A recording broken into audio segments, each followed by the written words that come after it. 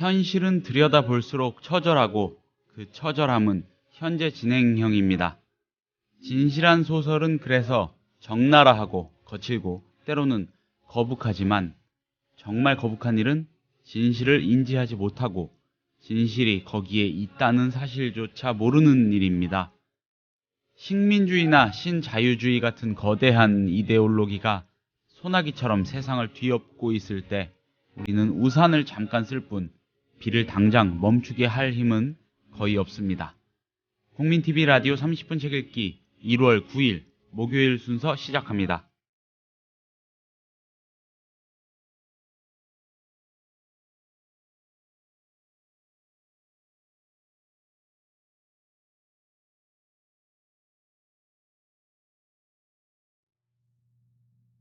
안녕하세요. 30분 책 읽기 김효진 PD입니다.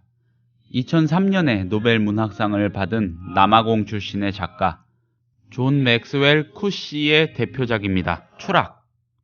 백인 통치가 종식이 되고 흑인에게 정권이 이양된 남아공을 무대로 펼쳐지는 흑백 갈등과 폭력에 관한 처절한 이야기입니다. 쿠시는 이 10여 년 전 한 언론 인터뷰에서 자신의 작품 세계가 보여주는 이 과거에 대한 비관적인 입장을 이렇게 설명합니다. 성공하는 걸 최우선으로 여기는 신자유주의 제도 밑에서 행해지는 모든 교육을 두고 하는 말이다. 기획자 추천 바로 이 책에서 존 맥스웰 쿠시의 추락을 들여다보겠습니다. 출판 기획자 박형경 씨를 잠시 뒤에 모십니다.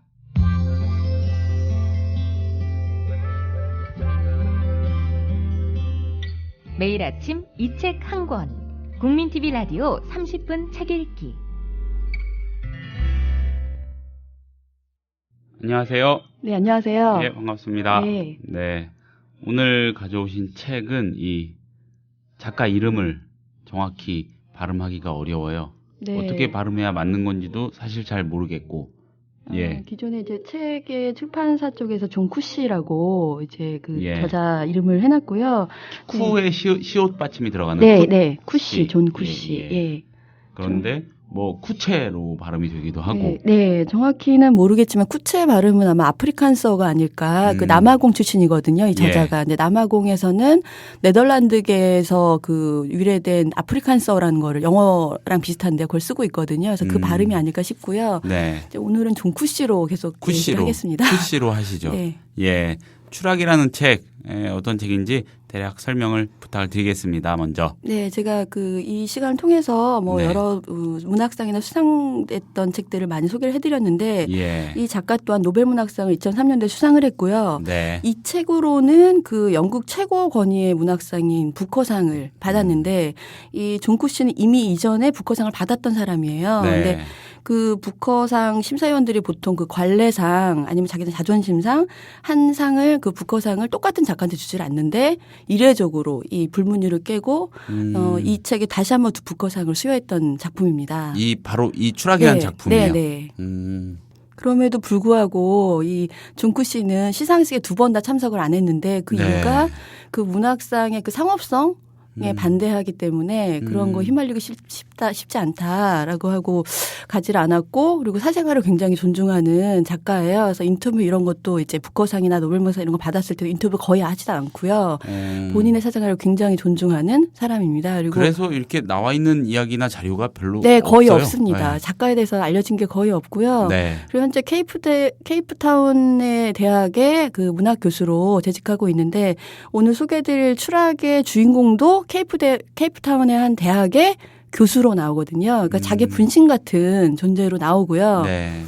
네, 여기 이제 주인공이 데이비드 룰이라는 교수인데 여기 이제 책의 첫 페이지에 보면 굉장히 이제 섹시하게 시작합니다. 그는 이혼까지 한 52의 남자치고는 자신이 섹스 문제를 잘 해결해 왔다고 생각한다. 이런 식으로 시작을 해요. 책 바로 그게 첫머리예요? 네, 첫머리. 굉장히 섹시하죠.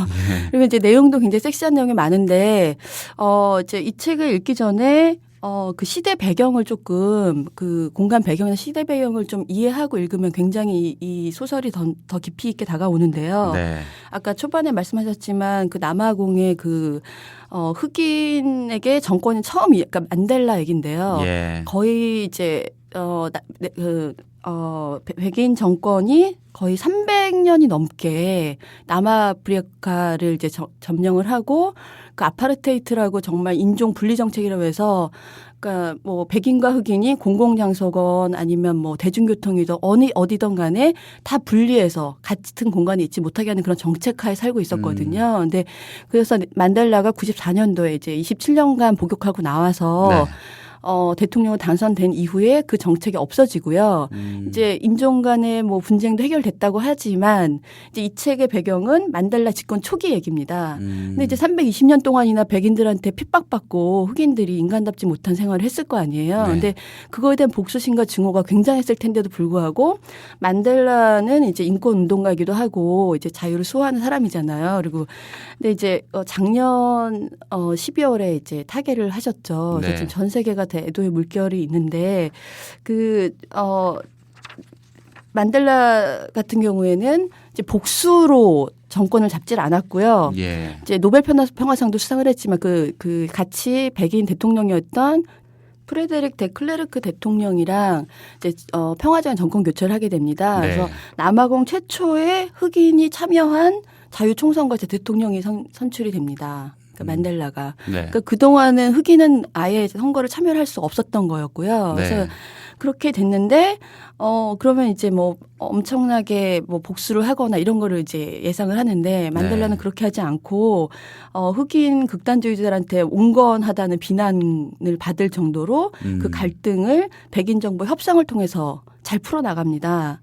근데 그런 건 이제 위에서 정권에서 하는 거고 사실 그 밑에 있는 그동안 핍박받아온 대다수의 거의 네. 70~80%가 흑인이고 나머지 10몇 프로가 백인으로 이루어져 있는데요. 네. 나머지 유색 뭐 아시아종 이런 사람들이 몇 프로 있고요. 근데 그런 대다수의 국민들의 마음속에 새겨진 분노는 있었을 거 아니에요. 그래서 이 소설에서는 그런 이제 정권이 교체되고 나서의 그동안 핍박해왔던 백인들의 뭐라고 그래야 될까요? 두려움?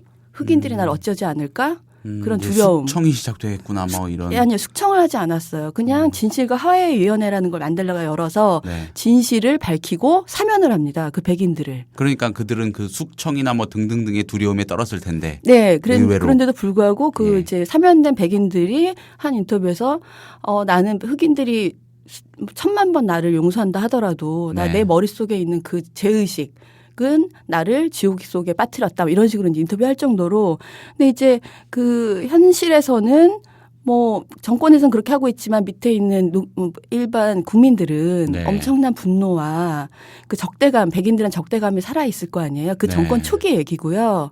그래서 지금 뭐 초기에 이제 아주 섹시하게 시작했다고 얘기를 들었는데 네. 데이비드 루리 교수가 이제 주인공입니다. 그래서 네.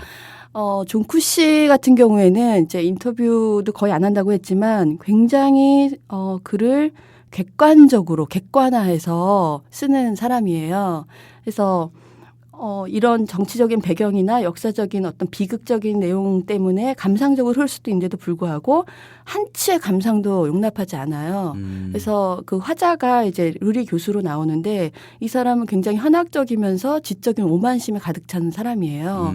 그래서 그 사람의 시각으로 글을 쓰는데 그러니까 자기 멋대로 이제 글을 쓸 거 아니에요. 자기 변명도 하면서. 근데 또 그 저자 같은 존 쿠시 같은 경우에는 그 주인공마저도 굉장히 그 아이러니컬한 시선으로 바라보거든요. 그러니까 2번 왜곡되는 거죠. 그래서 책을 읽으시면서 책 읽게 되시면 이제 남아공의 역사와 그다음에 그 저자의 어떤 그 글 쓰는 스타일 이런 걸 좀 염두에 두시고 보시면 되실 것 같고요. 스토리를 말씀드리면 굉장히 내용이 재미있는데 네. 그 이제 루리 교수 같은 경우에는 2번 이혼을 했습니다. 네. 2번 이혼하고 뭐 첫 번째 부인에서 딸이 하나 있는데 이제 뭐 교수 생활하면서 뭐 어떤 업적 같은 건 별로 남긴 건 없고 책은 몇 번 썼는데 그냥 네. 그저 그렇고 그 학교 뭐 그 교수 애들 그러니까 자기 이외 모든 사람들을 약간 폄하하는 그런 오만한 사람이에요. 그래서 학생들도 좀 이렇게 가르치긴 있지만 무시하고 마음속으로는. 근데 그리고 이제 돈을 주고 그 쾌락을 얻는 성관계도 스스럼 없이 그냥 뭐 이거는 나의 욕망이니까 욕망은 본능이고 본능은 자연스러운 걸 생각하는 교수인데 어느 날 20대 초반에 멜란이라는 한 여제자가 이제 걸어가는 걸 보고 네. 갑자기 성적인 욕망을 느껴요. 네. 그래서 그 욕망을 이기지 못하고 접근을 해서 막 자기 집에 데려가서 뭐 마실 거 주겠다는 둥 이러면서 이렇게 유혹을 하고 몇 번을 막 그러다가 여자가 안 넘어오니까 여자 집에 찾아갑니다. 네. 그래서 거의 강간하다시피 그 여자가 원하지 않는데도 불구하고 근데 그런 이제 성관계 같은 경우에는 학교에서 선생님과 제자라든지 아니면 직장 내에서 뭐 상사와 뭐 부하 직원이라든지 어떤 권력 관계에 있을 때 예. 그거는 뭐 여자가 어떻게 직접적으로 너무나 완강하게 반항하지 않다 하더라도 강간이나 성희롱이 될 수 있잖아요. 예. 근데 명백히 이제 여자 제자, 어린 여제자를 강간하듯이 철저히 원하지 않는데도 불구하고 이제 성관계를 갖습니다. 그리고 그 여자를 사랑하는 건 아닌데 그 열정은 없지만 성충동, 자기는 에로스의 뭐 노예다 이렇게 표현을 하는데 책 속에서요. 네네. 네. 그렇게 얘기를 하게 됩니다. 근데 이제 그 관계가 지속이 되면서 결국은 그 어린 여제자의 아버지가 알게 되고 그 학교에 고발을 하게 돼요. 그러면서 그 진상조사위원회가 열리고 이 루리 교수가 진상조사위원회에 나가서 이제 그 성희롱에 대한 그 조사를 받게 됩니다. 근데 네. 그 여기서 좀 그나마 저는 이제 이 루리 교수 이 종쿠 씨가 굉장히 객관적으로 썼는데 이 진상조사에서 그거 진실을 부인하는 게 아니라 자기 잘못을 다 인정을 해요. 유죄를 인정을 합니다. 네. 자기가 뭐 어떤 멜라니가 어떤 진술을 했던 간에 자기는 다 인정한다. 라고 얘기를 합니다. 근데 그 조사위원회에서 모였던 사람들이 이거는 어떤 그 권력관계나 성희롱이나 이런 걸 이제 얘기를 하는데 자기는 성희롱이 아니었다라고 생각하는 거예요. 인정은 하지만 자기는 회개할 수 없고 사죄하라는 거를 거부한다. 그냥 난 유죄를 인정하면 되는 거지 왜 법적인 거 이외에 어떤 개인적인 그런 회개까지 바라느냐 이러면서 결국 그거를 거부해요. 그래서 학교에서 쫓겨나게 됩니다. 그래서 이제 대학 교수였다가 전혀 이제 무직으로 이제 되면서 이제 여기서 이제 원래 원제가 디스그레이스거든요. 뭐 예. 불명예, 오명 이제 이런 뜻인데 원래 한국에서는 이제 이거를 번역해서 추락이라고 번역을 해서 예, 책을 예. 냈는데 그래서 이제 온갖 불명예를 안고 다 이제 알려진 거예요. 대학 내도 알려져 그 이제 마을에도 알려져서 케이프타운에 있지를 못하고 이제 딸이 있는 시골 동부 쪽에 어떤 시골에서 딸이 농장을 하고 있는데 농장이라 조그만 이제 땅을 경영하면서 이제 농사를 짓는 거거든요. 네. 그쪽에 다니러 가게 돼요. 그래서 갔는데 딸은 그 흑인들이 거의 99.9%인 그 지역에서 네. 백인 여자 혼자 이렇게 땅을 가지고 어느 정도 이렇게 야채도 키우고 이러면서 주말에 야채 시장에 가서 야채도 팔고 이러면서 이제 살고 있는데 거기 가서 이제 좀 뭐 즐겁게 생활이 좀 안정되는 것처럼 보여요. 자기가 이런 일을 저지른 것도 딸도 알고 있고. 근데 딸은 또 레즈비언이에요. 그래서 뭐 같이 살고 있던 여자가 또 이제 좀 사이가 안 좋아서 이제 나가 있는 상태에서 아버지가 온 거예요. 근데 그래서 아버지랑 뭐 이런저런 성적인 대화, 뭐 아버지 왜 그러셨어요? 뭐 이런 얘기를 하는데 이 루리 교수는 딸한테도 나는 잘못한 게 없다. 난 유죄를 인정했고 그러니까 뭐 예를 들면 이런 얘기를 합니다. 그 루리 교수가 언젠가 뭐 어떤 개가 있는데 그 개가 뭐 암캐만 오면 막 발정나듯이 막 뛰는 애인데 그래서 그 주인이 막 맨날 때린 거예요. 그 개를. 했더니 어느 순간부터 암캐만 옆에만 와도 이 개는 꼬리를 말고 숨느라고 정신 때리지 않아도. 그러니까 그건 정말 천한 내용 아니냐. 자기의 욕망과 본능인데 본능을 억누르는 것 자체가 추한 거 아니냐라고 이제 얘기를 하는데 딸은 이제 알겠다. 그럼 뭐 그렇게 생각하셔라. 이제 얘기를 하는데 그러던 어느 날 흑인 강도 3명이 이 농장에 오게 됩니다. 근데 그 흑인 강도가 거기 이제 딸이 루시가 키우던 개들이 있었거든요. 개들 다 싸 죽이고 그리고 집안에 침입을 해서 그 루리 교수한테는 이제 폭행을 하고요. 예. 그리고 화장실에 가둔 상태로 딸인 루시를 성폭행을 하는데요. 딸이 강간을 루시군요. 합니다. 네, 예. 루시를 3명이 돌아가면서 3명이 이제 3명이 강도인데요. 한 아이는 좀 어린애고 10대이고 나머지 2명은 건장한 흑인 청년들인데 잔인하게 성폭행을 하게 됩니다. 그리고 모든 차도 가지고 도망가고 온 집안에 이제 뭐 괜찮은 기중품 다 가지고 도망을 가는데 그래서 이제 루리 교수는 폭행을 당했는데 뭐 이제 얼굴에 에틸알코올, 메틸알코올 이런 거 부어서 얼굴도 다 이제 다 타고요. 뭐 머리카락이랑 귀 이런 거 다 문드러지고 이제 나왔더니 딸은 이제 성폭행 당한 상태였어요. 그걸 알고 있었죠. 다 들렸으니까 밖에서. 그래서 이제 또 문제가 되는 거는 또 임신을 하게 된 거예요. 이제 딸은 레즈비언에다가 백인인데 그 흑인 강도들의 씨앗을 이제 갖게 된 거죠. 그래서 경찰에 신고를 하러 가긴 하는데 네. 그 경찰 신고 과정에서 성폭행 당했다는 걸 밝히지 않아요. 루시는. 다만 뭐 차를 훔쳐갔다 이런 얘기만 밝히는데 보험회사에서 이제 보상을 받아야 되기 때문에 한 거였거든요. 근데 그 루리 교수님 그걸 이해를 하지 못하는 거예요. 만약에 백인들이 너한테 그런 짓을 저질렀다면 너가 그걸 참고 넘어갔겠느냐. 왜 너는 그렇게 하느냐. 이해할 수 없다. 여기서 계속 살 거냐. 했더니 이제 루시는 난 여기서 계속 살 것이다. 나는 다 그들의 영역에 들어와 있다. 그들의 영역에서 들어와 있는 대가라고 생각하는 거예요. 근데 이제 루리는 계속 이제 얘기를 하는 거죠. 그 교수는 아버지가 딸에게 그 우리가 백인 정권이 오랫동안 집권을 했고 그 역사적인 어떤 속죄 양이 네가 될 필요는 없지 않느냐. 꼭 넣어야 될 필요는 없지 않느냐. 네덜란드로 가자. 내가 너를 위해서 뭐 대학에서 모은 돈도 있으니까 집을 마련해 주겠다 하는데도 불구하고 딸은 완강하게 아버지와 내 인생은 다르다라고 얘기를 해요. 네. 그래서 이제 거기 있는 동안 근데 그 딸이 혼자 농장을 경영하기는 힘들기 때문에 혼자서 여자 혼자서 그 옆에 이제 페트루스라는 하인은 아니고 이를 도와주는 동업자라고 이제 루시는 얘기를 하는데 뭐 루시가 하는 일을 이제 도와주는 흑인 노인이라고 50대 중반에 남자가 있었는데 아내를 둘을 거느리고 있는 사람이에요. 근데 이제 알고 봤더니 어느 날 이렇게 봤더니 그 페트루스네 집에 흑인 강도 중에 제일 어린 10대 아이가 와 있는 거예요. 바로 옆집인데. 예. 그래서 이 또 루리 교수는 너무나 붕괴해서 신고해야 된다라고 막 얘기를 했는데 루시는 이제 완강하게 거부를 하는 거죠. 그러면 안 된다. 페트루스는 나를 보호해주고 있는 사람이다. 그리고 그 사람 무시하면 안 된다. 근데 이제 굉장히 영악하고 백인들에 대해서 이제 그 적대감을 숨기지 않으면서도 현명한 사람이에요. 이 페트루스라는 사람은. 근데 이제 알고 봤더니 그 어린 10대 강도는 그 페트루스의 두 번째 부인의 동생이라는 게 밝혀지고 그들이 성폭행 당하고 강도짓을 당할 때 페트루스는 집을 비웠거든요. 네.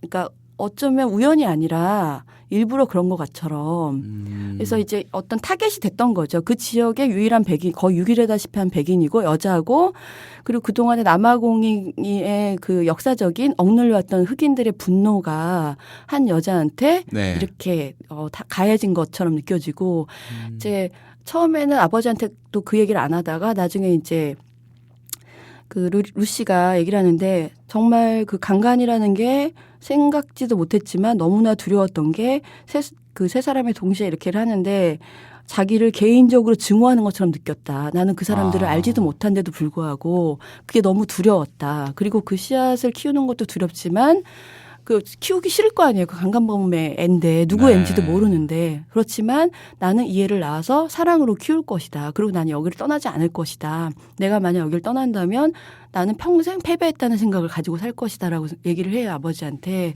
근데 이제 이 아버지가 루리가 그래도 붕괴해서 페트루스를 만나러 갑니다. 그래서 어떻게 너는 그 애를 내 딸을 그렇게 성폭행하고 이런 애를 거둘 수 있느냐 했더니 얘는 내 가족이다. 그리고 루시는 그 애랑 결혼해야 되지 않냐라고 얘기하는 거예요. 그래서 말도 안 되는 소리 하지 말아라 했더니 그럼 내가 결혼하겠소. 그러는 거예요. 페트루스가 이미 그러니까 소장농 같은 사람이거든요. 예. 근데 이미 부인도 2명이나 거느리고 있고 그런데 세 번째 첩이나 부인으로 이 루시를 받아들이겠다는 거예요. 그리고 내가 그녀를 보호하겠소. 이렇게 얘기하는데 너무 파렴치한 것처럼 느껴지잖아요. 예. 근데도 불구하고 이제 그 말을 루시한테 얘기하면서 루리가 와서 말도 안 되는 소리를 하고 있더라. 했더니 루시는 저는 그 제안을 받아들이겠다라고 얘기를 합니다. 그리고 그 이제 결혼한 집창금으로 내 땅을 다 주겠다고 얘기해라. 심지어는. 하지만 내 집만은 그냥 내가 갖게 하고 나는 그 남자의 페트루스의 수하로 들어가서 이제 여기서 내 삶을 계속 영위해 나가겠다고 얘기를 합니다. 그래서 이 루리 교수의 생각으로는 도저히 이해가 안 되는 거죠, 딸이.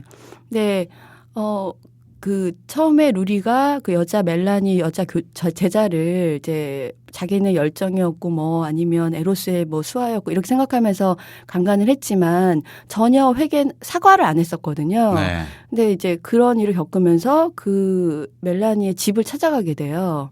처참한 마음으로 찾아가서 이제 그 아버지 멜라니 아버지가 이제 기회를 주어서 결국은 그 가족한테 사과를 하게 됩니다. 네. 자기가 정말 잘못했다. 왜냐하면 여기 책에서는 멜라니가 뭐 백인인지 흑인인지가 나오지가 않아요. 근데 이제 어떤 그 인상착의나 이런 거 보면 뭐 중국인처럼 광대가 벌어졌다든지 아니면 뭐 거무스름한 피부 이런 게 이렇게 좀 나오긴 하거든요. 흑인이라는 게 추정이 돼요. 뭔가 좀 소수자. 네, 그러니까 백인이 소수계층. 예. 흑인 여자자를 건드렸고 또 자기 딸은 흑인들한테 성폭행을 당한 거죠. 거의 예. 이제 어떻게 보면 역지사지처럼 된 걸. 물고 물리는 피해 가해 네. 관계가 막 네. 그러니까 이제 만들어지네요. 보통 남자들 같은 경우에 어떤 이제 우리나라에서도 그렇고 얼마 전 모 대변인도 그렇고 뭐 이런 일이 일어나면 진실을 왜곡하잖아요, 스스로. 예. 이 루리 교수는 그나마 진실을 인정하거든요. 아, 나는 그런 일을 했어. 유죄요. 하지만 회개는 안 하겠어. 이런 거였는데. 뭐 대가를 치르면 되지 법대로. 네. 근데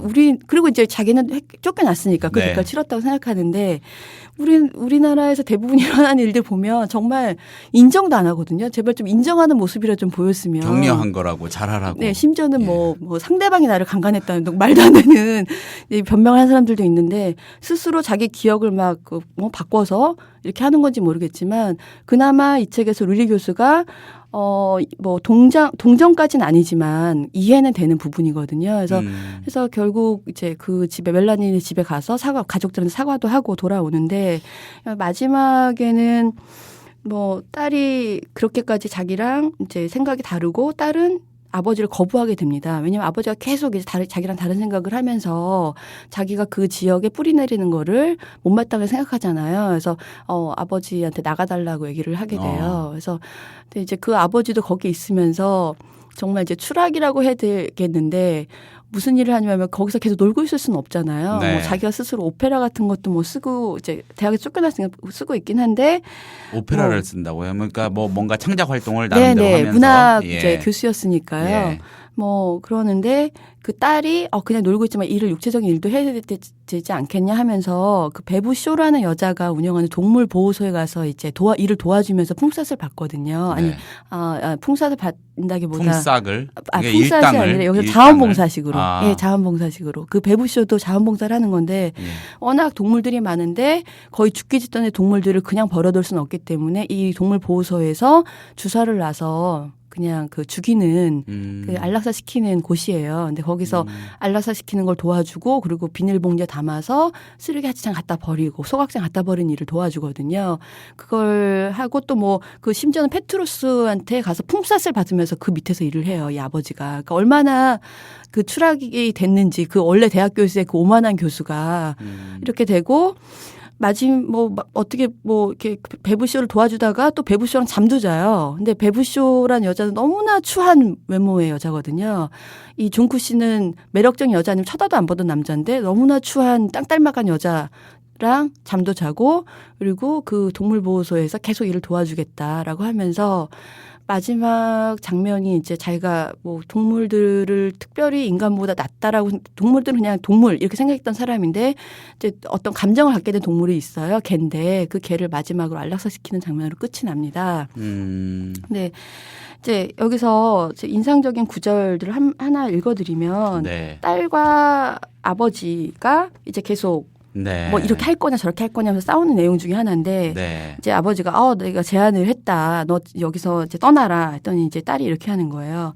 아니요, 저는 떠나지 않아요. 페트루스한테 가서 제가 한 말 전하세요. 그에게 땅을 양도하겠다고 전하세요. 땅도 가져가고 등기권도 가져가고 모든 걸 다 가져가라고 하세요. 좋아할 거예요. 했더니 그가 이렇게 얘기하죠. 정말로 굴욕적이구나. 그렇게 원대한 희망이 이렇게 끝나다니. 그러니까 딸이 그래요. 저도 같은 생각이에요. 굴욕적이죠. 그러나 어쩌면 다시 시작하기에는 좋은 지점일 거예요. 어쩌면 저는 그것을 받아들이는 걸 배워야 할 거예요. 밑바닥에서 출발하는 걸 배워야죠. 아무것도 없이. 어떤 것밖에 없는 상태가 아니라 아무것도 없이. 카드도 없고 무기도 없고 재산도 없고 권리도 없고 위험도 없고. 아버지가 개처럼 그러니까 딸이 그래요 개처럼 이런 말이 나와요. 그러니까 사실 그동안에 백인들이 300년이 넘는 동안 흑인들이 이렇게 개처럼 탄압을 해왔고 짓밟았는데 정권이 바뀌고 만델라가 평화적으로 다 사면해주고 진실만 규명한 채로 평화적인 정권을 열었지만 실제로 백인들 사이에서도 그런 걸 속장이나 어떤 그 뭐 모든 백인이 다 그렇게 나쁜 사람들은 아니었을 거 아니에요. 그 체제 안에서. 근데 네. 이런 딸 같은 그런 생각을 갖고 있는 인물들도 많았을 겁니다. 그런 인물을 형상화했던 것 같아요. 그러니까 얘기를 들으면서 쫓아오는 생각이 네. 자꾸 그 남아공이라는 만델라 네. 네. 또 뭐 정권이 이양되고 등등등등의 상황들이 떠오르면서 뭔가 그 구조를 이야기하고 싶었던 거 아닌가 싶고 그 역사적인 화해 조건이랄까 네. 그런 거를 제시해 보는 것 같기도 하고 굉장히 증오심이 있는 사람인 것 같기도 하고 근데 의외로 그런 거랑 상관없이 그냥 한 편의 이야기를 써보았을 것 같기도 하고 여러 가지 생각이 드네요. 상징하는 바는 읽는 사람의 생각에 따라서 여러 각도에서 발견이 될 수 있을 것 같아요. 네, 뭐 예. 존쿠 씨는 의도적으로 네. 그 식민주의하고 후기 식민주의에 처한 네. 상황을 그렸고요.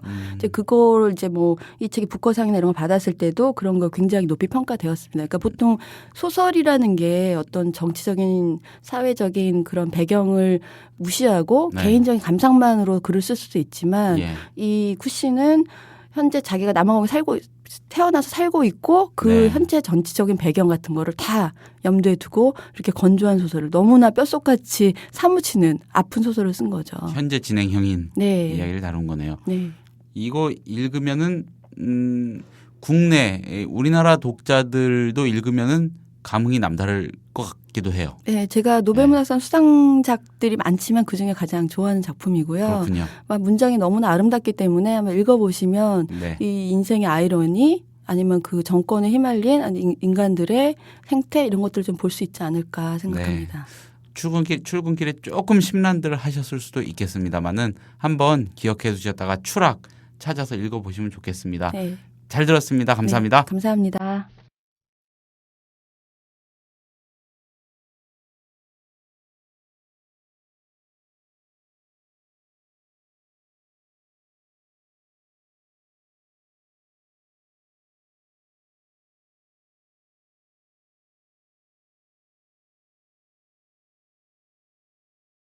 (1월 9일에 30분 책 읽기가 소개한 책은 존 맥스웰 쿠시의 추락이었습니다. 감사합니다. 내일 뵙겠습니다.